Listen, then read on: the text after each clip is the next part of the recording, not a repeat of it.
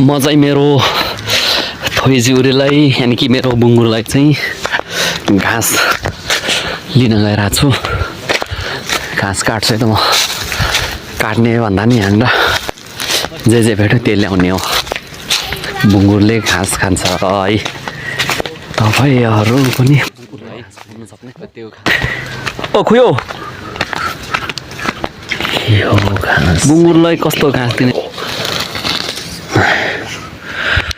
धनिया पनि पर्छ क्या फेरि।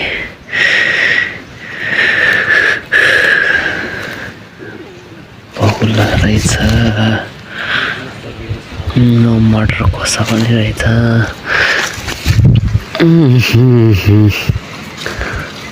मटर पनि फलेछ क्या आफै यहाँ रहेछ त। यो घाँस चाहिँ मैले बुङ्गुरलाई दिँदैछु है, कति यो खान्छ तपाईँ हेर्न सक्नुहुन्छ है। बुङ्गुरले घाँस खान्छ त यो सबै एउटा फलिरहेको रहेछ भने मैले ल्याएको बाट ल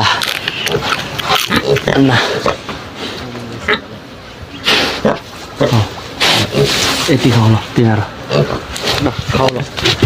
अनि यिनीहरूलाई दिँदैछु अब, यो बच्चाहरूलाई दिँदैछु यो चाहिँ न यति खाऊ तिनीहरू धेरै खाँदैन।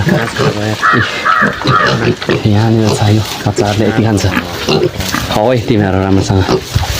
अब यो फेरि यो माउलाई खुवाउँदैछु यो फेरि न ल खाऊ ल मज गर है।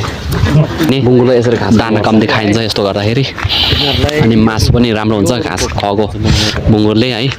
दाना कम्ती खाने बित्तिकै हाम्रो बजेट कम्ती हुन आउँछ अनि नाफा नै त्यसरी नै हुन्छ।